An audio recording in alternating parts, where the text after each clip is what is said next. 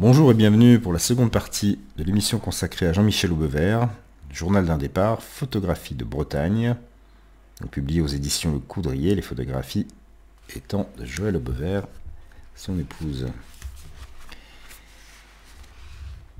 Donc la seconde partie intitulée Bretagne.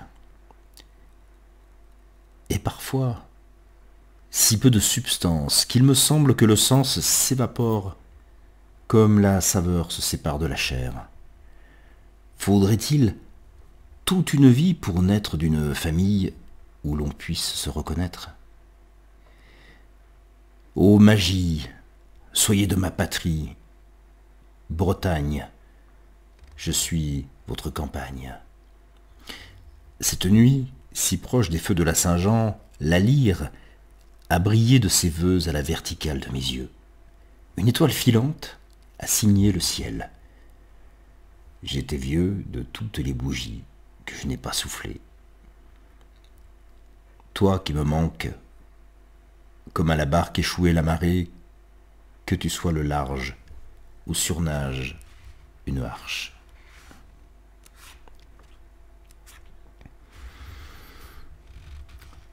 Ce matin, et peut-être était-ce un signe qui se souvenait de mon départ, qui se rappelle à mon esprit.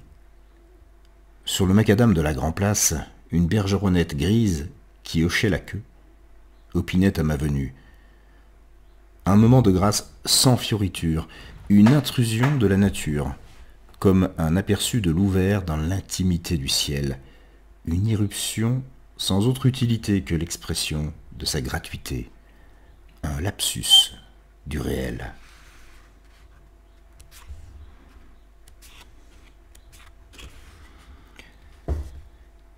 J'ai vu au loin, par beau temps, la ligne bleue de la mer, liserée d'un vert lumineux, souligner l'horizon, toiser mes yeux. C'était en deçà de ma perception visuelle, comme l'impression d'un œil frémissant dont me parvenait le fragment, comme si d'entre les tessons de coquillages s'ébauchait l'artifice d'un maquillage. Mais que j'y tende la main, ma vision, dont il me semblait si bien cerner le trait, se reculait dans l'immensité, me plongeait dans la sidération, comme à poursuivre un regard sous l'apprêt d'un œil. On s'abîme dans une âme, comme la mer est à boire. Nul écho ne me parvenait de la bataille qui devait se livrer au loin, des vagues que fourbissait le large, d'où elle déferlerait à l'assaut du rivage. Je m'avançais jusqu'à la ligne de front des coquillages, en retrait de la plage. J'étais dans le sursis que s'arroge le regard, et je songeais à ces Vosges dont la ligne bleue aveuglait à l'horizon d'un ciel victorieux. C'était au loin comme une drôle de guerre, où ferraillait la mer sous le pinceau de l'air, dans la précipitation de l'attente. Tant de cadavres reposaient dans ce havre qu'en refluaient les larmes, comme au peigne d'un œil.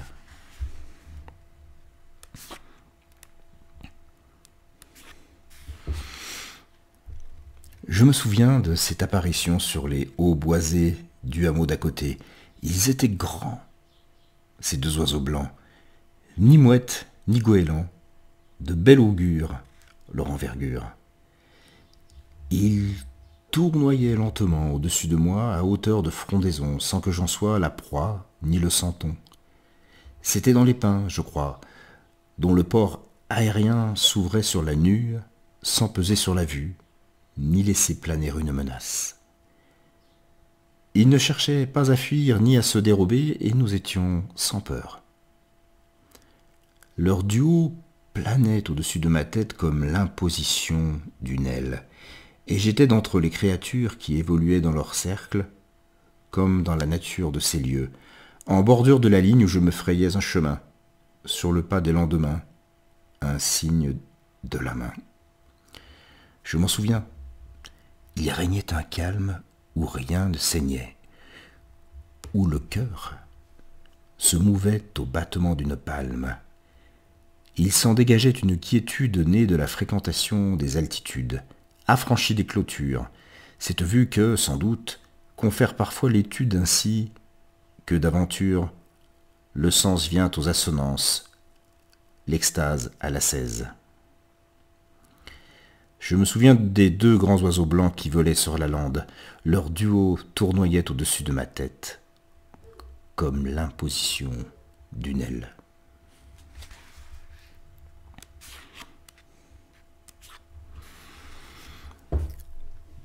J'étais en Bretagne, de retour sur le terrain de mon dépaysement, dans la pensée des espaces libres de la forêt où j'avais couru ma rêverie. Je m'étais découvert, en marge des raccourcis touristiques et de leurs lieux communs, un itinéraire qui, suivant une ligne au sortir de la route, montait droit vers les hauteurs, puis, obliquant le long d'une sapinière par un sentier verdi de mousse très ombragé, s'ouvrait sur le lieu-dit du Hêtre de Pontus. L'arbre était magnifique, trônait dans sa clairière, flanqué de houx comme d'une garde rapprochée. On l'aurait dit souverain, animé de pensée sous le vaste front de son feuillage. Cela bruissait dans sa ramure, à cela seul une légende digne Fayard de féerie. Soudain,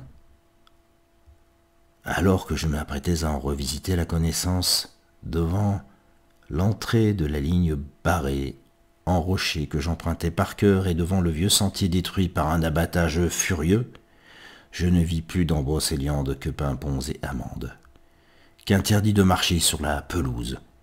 Il me sembla que s'étaient évaporés les chemins de poussière où venait bourdonner la lumière à l'improviste des bruyères, que tout était tracé, borné, fléché, qu'en ces lieux où je buissonnais à l'aventure, dans l'arrière-pensée des légendes, comme à l'horizon du rêve, la sauvagerie même s'était évanouie, le naturel chassé.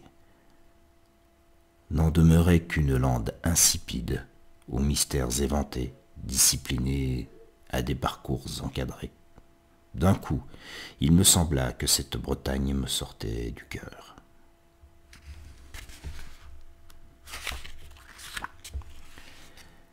Au reste, bien avant que j'y vienne, sa campagne avait été arasée de son bocage, en sorte que c'était dans le souvenir d'un pays déjà disparu, remembré, que j'en avais fait connaissance. On pouvait jadis, des bourgs alentours, traverser son terroir, rejoindre par des chemins creux sans en perdre le fil buissonnier le pays de Brocéliande. Il suffisait de suivre les arbres. Ils vous faisaient une haie à travers la campagne pour gagner leur sanctuaire. L'arbre d'or, vestige calciné d'un incendie, pelliculé d'or, flanquait à présent, comme au portique d'un temple, le trophée d'une ramure, l'étang au fait. Il me sembla avoir changé l'or du temps, cher à André Breton qui visita ces lieux pour la menue monnaie du tourisme. Je ne sais ce qu'il peut rester des lieux que les impressionnistes ont recréés de leurs yeux, de la construction du regard dont ils les ont investis hors leur toile. Les pêches ont-elles encore le même goût, le velouté de fruits sous la touche de renoir, tant de soleil mûri, advenu à la chair qu'en caressa le pinceau? J'étais en Bretagne et comme en pèlerinage sur le chemin des chemins que m'avaient découvert mes pas, qui s'étaient, pour ainsi dire, ouverts à mes yeux, me laissant pressentir des mystères. Quand je n'étais pas arrivé, mon jardin, de mes mains, comme j'allais chemin faisant, j'arpentais mon souvenir des espaces. Tant de sauvageries ont disparu sous les assauts de l'homme blanc, que nous n'en mesurons pas encore les séquelles. Il faut voir en Bretagne les monuments aux morts. Jusqu'au village, c'est une hécatombe, tant de sang versé dans un ultime effort pour civiliser l'humanité et les nations. Il est si mince le tissu du ciel dont est emmaillotée la biosphère, 5 ou 6 kilomètres en ligne droite, à la verticale, et l'air commence à manquer. C'est l'affaire d'une heure de marche, d'un bon pas pour traverser l'épaisseur du ciel habitable, où retourneront nos souffles. On disait, comme disent ou disaient les enfants, du moins avant que les écrans n'en captent l'imagination, que nous existions. Nous n'avions pas à être, juste à nous taire. L'autorité ferait le reste.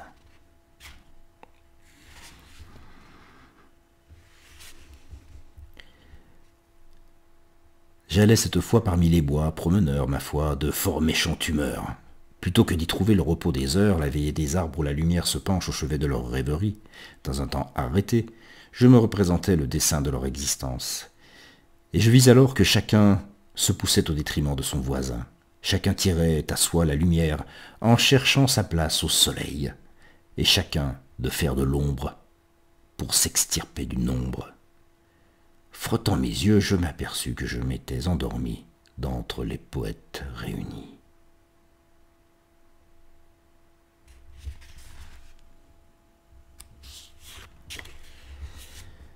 Il me semblait n'avoir jamais compris l'électricité depuis mes 6 ans, quand mon père m'expliqua qu'il était question d'ions négatifs et positifs, mais qu'avaient en plus les positifs, en moins les négatifs.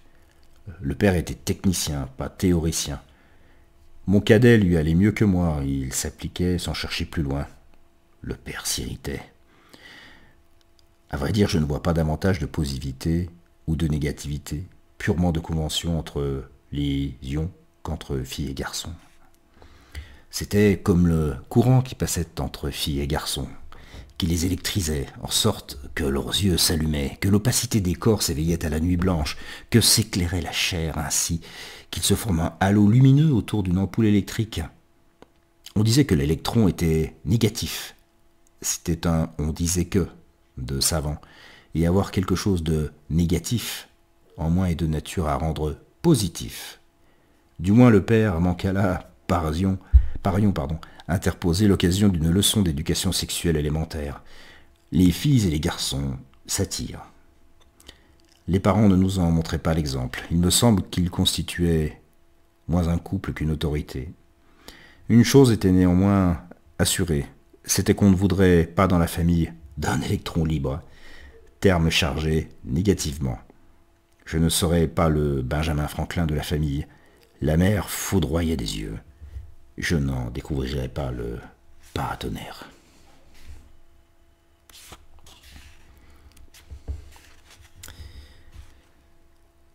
Tant de désirs semblent brûler dans le soleil que toutes les couleurs s'y éveillent. Qu'une main se déploie, elle suit sa ligne du cœur, qu'elle se referme, elle tourne autour de son poing, broie le noir de son sang. Que de comètes, que l'agonie du poète, sa lyre a fondu comme cire au soleil, Icare tel que pouvait nous le décrire René Char, la poésie est la lucidité la plus proche du soleil. Et si l'on pouvait mettre le soleil en bouteille, je me ferais Pierrot pour l'encapsuler d'un clair de lune. L'automne déménage les arbres de leur feuillage. Nous nous sommes tant aimés, le ciel et moi, que je m'y suis couché.